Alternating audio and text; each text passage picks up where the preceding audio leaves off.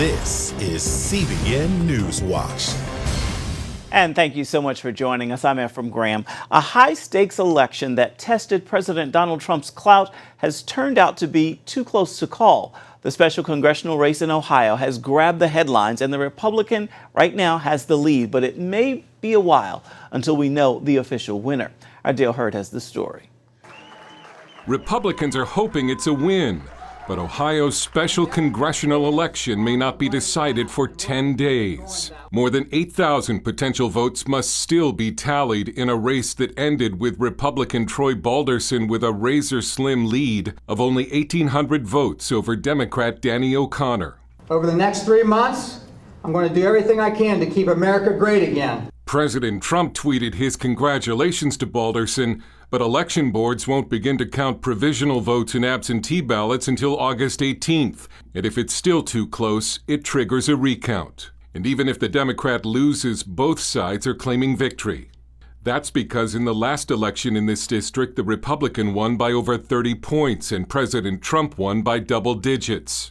The state's Republican Governor John Kasich said it shouldn't have been this close. It's really kind of shocking because this should be just a slam dunk, and it's not. This was considered a key test of Trump's support because the president campaigned for the Republican. But Democrats were thought to have turned out more voters. And it's an encouraging sign for Democrats who need to win 24 seats in November to flip the House. But Jonathan Swan, national political reporter for Axios, told CBN News Faith Nation it will be harder for Democrats than they think. The House is very much in play. I think you'd be foolish to make a confident prediction one way or the other. I think it's very likely that Republicans actually hang on to the House. Meanwhile, former Michigan state lawmaker Rashida Tlaib won the Democratic nomination to run unopposed for a House seat, setting her up to become the first Muslim woman elected to Congress. Dale Hurd, CBN News. Regardless of who is ultimately certified the winner, the two candidates will face off again in November during the regular midterm elections. While Republicans are fighting to keep control of the House of Representatives, Democrats are facing some challenges of their own.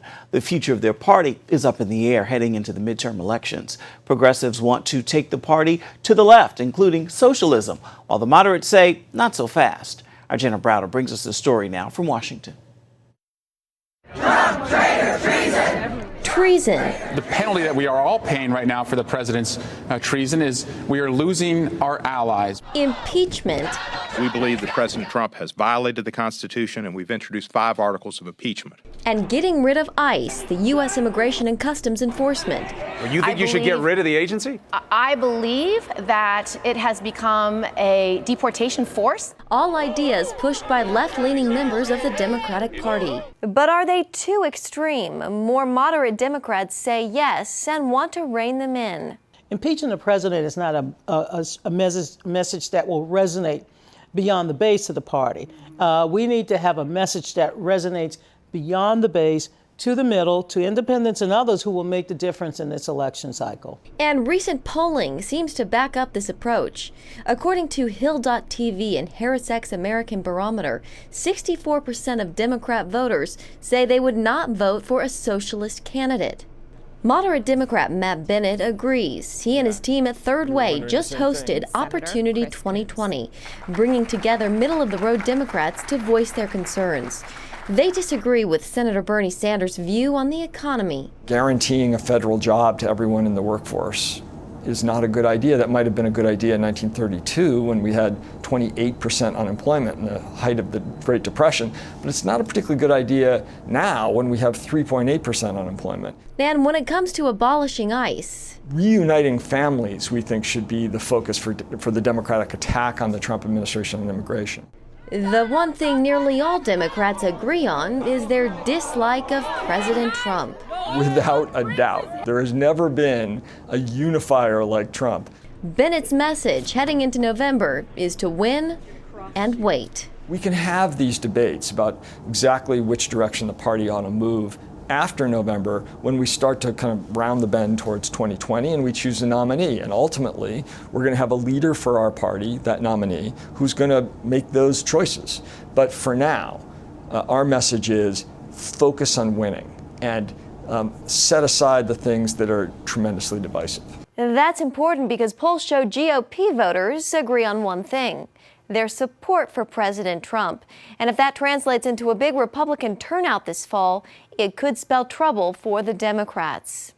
In Washington, Jenna Browder, CBN News.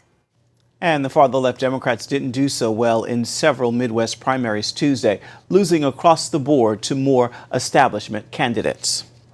A new threat to the U.S. from Iran, the Islamic government, is working to add a new weapon to its arsenal: cyber hacking. CBN News has learned a cybersecurity firm is tracking a group attempting to target critical infrastructure right here in the United States. CBN's national security correspondent Eric Rosales brings us this exclusive story. Sources say this new Iranian hacking group call themselves Raspite. Their target, the power grid system right here in the United States. Cybersecurity experts tell me that they're thankful that they found these hackers at a learning stage and not yet able to create widespread chaos. The group we're looking at here, Raspite, I'm probably guessing we're talking, 18 to 24 months before they're in a position to do something actually damaging. But that's good because it gives us a lot of time. But it's bad because, we may or may not be going as fast as we should to prevent that.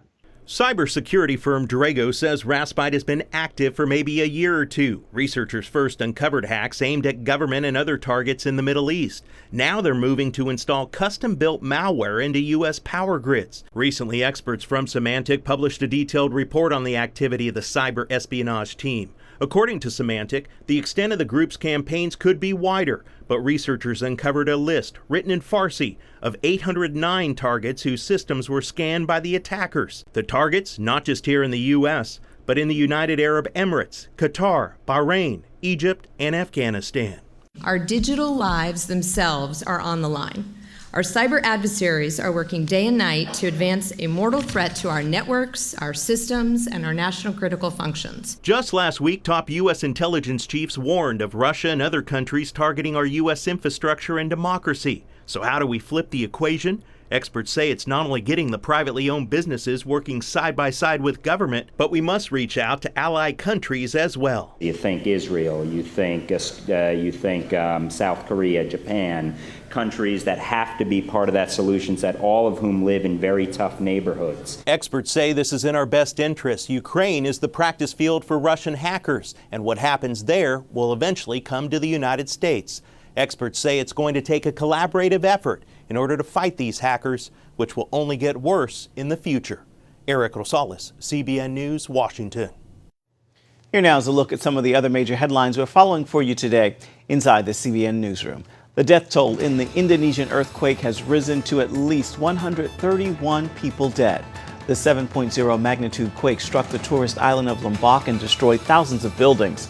Rescue and evacuation efforts are underway as more than 20,000 people are displaced. The area tourism department is offering food, shelter, and drinks for those waiting to leave the island. Operation Blessing is also on the ground in Indonesia, giving away 1,000 food packs, blankets, and medicine to the quake victims. A group of psychologists and researchers are condemning the tech industry for using persuasive techniques to keep children glued to their screens. The advocates say certain technology uses computers to help figure out what motivates and influences online behavior. In a letter, the advocates cite studies that prove excessive use of digital devices is linked to teen depression and suicide. Twin fires in Northern California picked up Tuesday, destroying at least 75 homes. The blazes, known as the Mendocino Complex, broke out on July 27th and spread fast because of dry weather.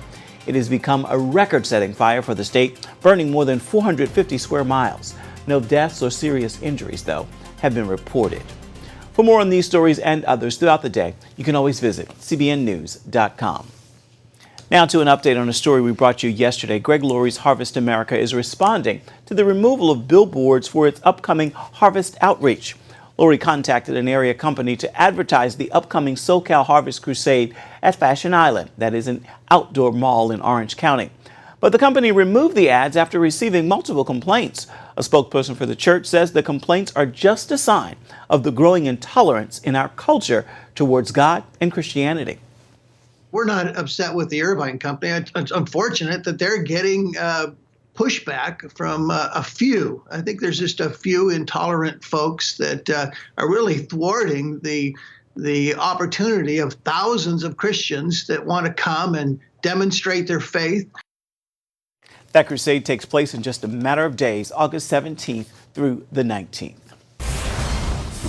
Up next here on CBN NewsWatch, an unusual display from the Bible Lands Museum in Jerusalem, which deals with the question, what characteristic is shared by the Israeli flag, the ancient biblical priesthood, and even outer space? We're going to bring you the story and answer that question when we come back. The ancient biblical priesthood, the Israeli flag, and even outer space all have one thing in common: the color blue. And that is the theme of a new exhibit at the Bible Lands Museum in the capital of Israel. Julie Stahl brings us the story now from Jerusalem. Did you know the ancient blue and purple dyes in biblical times were extracted from snails? Tchelet is the blue color that was used to dye the most important fabrics and textiles. Tchelet was extracted from a sea snail, the murex snail. In the ancient world, the Phoenicians were known as the purple people. Phoenicia, actually, the origins of the word is purple. And the color was Tchelet blue ad argaman. Argaman is like a purple. Blue and purple are mentioned dozens of times in the Hebrew scriptures, and those colors are the theme of a new exhibit, Out of the Blue, here at the Bible Lands Museum in Jerusalem. We decided to do an exhibition that looks at the origins of the color blue, everything from the chemistry and the original types of stones and attempts to copy blue and make a lasting color, and the dye. The exhibit traces the color's history in the Middle East from pagan cultures to the Bible. Tchelet and argaman were used in the tabernacle's curtains and veil, and God commanded the Jewish people to wear blue in their clothes. Speak to the children of Israel. Tell them to make tassels on the corners of their garments through their generations, and to put a blue thread in the tassels of the corners, that you may look upon it and remember all the commandments of the Lord and do them. One rabbi asks why the tchelet is different from other colors. He says it's because it looks like the sea, which looks like the sky, which looks like sapphire stone, and that looks like the throne of glory. It's almost like magic. You have this jar of this very yellowish gooey liquid, and you dip your wool in, and when you pull it out, it looks yellow for a moment, and the longer it's in the air, it starts to transform color in front of your eyes, and as you open it up, it basically takes on the hues that are such an exquisite array here. Only those that were in royalty or of religious significance wore colors that were so exquisitely dyed. There's also this amazing Persian jar from the time of King Darius in the book of Daniel. It's a jar made of alabaster, and if you look at it closely, you can see a little bit of purple tint to it. And King Darius' jar has 4 different inscriptions, 4 languages written on it. And a tiny scroll of the book of Esther, where the people are dressed in blue and purple. Fast forward to modern times, where a huge Israeli flag is the first one to fly at the United Nations after Israel became a state. The inspiration for the flag of the modern state of Israel was something that was discussed by the early Zionists in a variety of design options, but all of them seemed to be based on the same basic principle, that it had to reflect the prayer shawl of the Jewish people, the talit. Another smaller flag wraps up the exhibit. It flew aboard the world's first international space flight in 1975. So from snails to outer space, for Israel, it's all about the color blue. Julie Stahl, CBN News, the Bible Lands Museum, Jerusalem.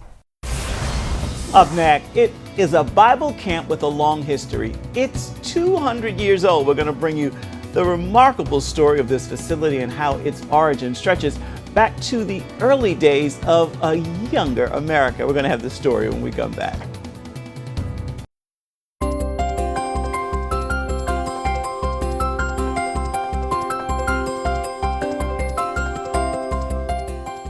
During America's early days, frontier settlers were so spread out that preachers called circuit riders rode from home to home preaching the gospel. Paul Strand shows us how that led to the only Bible camp in America that's still meeting 200 years later. Those circuit riders lit a fire that became America's second great awakening. Christians camped out by the thousands to hear these traveling evangelists. In 1818, seekers and the saved began to meet in an Ohio valley by a creek known as Hollow Rock. So imagine, these summer camp meetings at Hollow Rock have been going on for 200 solid years without a break. And it was a lot harder to get here in the 1800s. Back then, the road ran right along the Hollow Rock Run, and you had to ford it 7 times to get to the campground. Sharon Brooks Woodruff has been coming here 75 years, and her ancestors long before that. My grandmother actually came in a horse and buggy. Same for Lynn Campbell's ancestors. My grandmother's grandparents came here, and generation after generation. Traveling evangelist Lane Lohman's father preached here 15 different years, and Lane is drawn back over and over. And what the secret is, they hand it down to the next generation. Mel Truex has presided over the camp since 1977. This will be the 8th or 9th generation of families that have made this place what it is. At 3 tabernacles, half a dozen services bring the faithful together to worship and hear the word each day. And at 1:15 p.m. without fail, the camp bell rings out and everyone stops what they're doing to pray for several minutes. Many have met Jesus Christ here. Many have let him heal their broken lives. Truex remembers the conversion of one man whose marriage had fallen apart. And he said, "Oh my," he said, "there's my wife that I've separated from." And she found Jesus too, and they met together, and in a few months they remarried. Prayer circles often break out to take needs to the Lord. You can share things, and you know that when people say, "I'm praying for you," they are praying for you. Kids and teens love coming, even if they're cut off from their usual online life. We don't have a pool, we don't have internet, they can't play their games. We're so concentrated on seeking God's will, and that His Holy Spirit will just permeate this place in such a way that we do feel like we're on holy ground. Campbell remembers as a kid she could hardly wait to get back to Hollow Rock. I packed a week before camp. I was ready to come. One lifelong campgoer said he offered his kids Disney World or Hollow Rock one summer. They all shouted, "Hollow Rock!" I see a hunger, a new hunger, especially in young people, for something that's going to take them beyond just going to church, just being a nice person, but wanting to be holy and want to be right with God. All agree it's the camp's 200-year emphasis on holiness that is at the heart of Hollow Rock's success. God said, "Be holy, for I am holy." So we receive freedom from the power of sin. That's what we get. And that beautiful relationship that's untainted by any essence of sin in our lives. It's just totally died out to itself and things that would distract from having that relationship with Him. We can actually choose to live above willful sin, and that's freedom. And when you find that relationship, you realize His ways are best. Why would I try to tell an awesome God how He ought to do it, even though sometimes we do? Develop a hunger for God. There is no end to what God can do. Those at Hollow Rock do seek to change the world for Christ. In the meantime, they're happy to bask in what's right here. There's just something about this place. When you walk onto the campus, I mean, you just have that peace, that calming, God's presence is here. Evangelist John Brasher so loved Hollow Rock, he preached here again and again across half a century. When he was near death and could no longer come here physically, he sent a letter to the Hollow Rock congregation, writing, "Tell the trees, the hills, the rambling little creek, the bubbling springs, that the old preacher loves them very much. They are like music in my memory." It's now an American memory that stretches a solid 200 years. Paul Strand, CBN News, reporting from the Hollow Rock camp in Ohio. It's time now for your Wednesday word, and today's word is exceedingly. Remember this, from the Word of God, directly from Scripture. God will do exceedingly abundantly above all you could ever ask or think. He is God.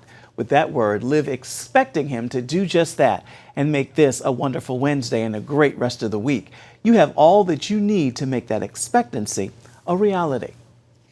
That is going to do it for this edition of CBN NewsWatch. You can always find more of our exclusive coverage of the issues you care most about at cbnnews.com. We'd love to hear what you think about the stories you've seen here today. You can do that by emailing newswatch@cbn.com. And of course, you can always reach out and touch us on Facebook, Twitter, and Instagram. Hope you join us again right here next time. Make this a wonderful Wednesday. We'll see you tomorrow.